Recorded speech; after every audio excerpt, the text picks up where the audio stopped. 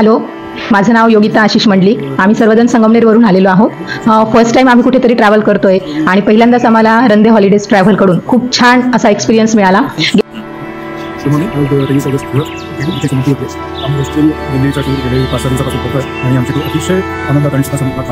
जेव्हापासून रंदे हॉलिडेजला आम्ही हे काम दिलं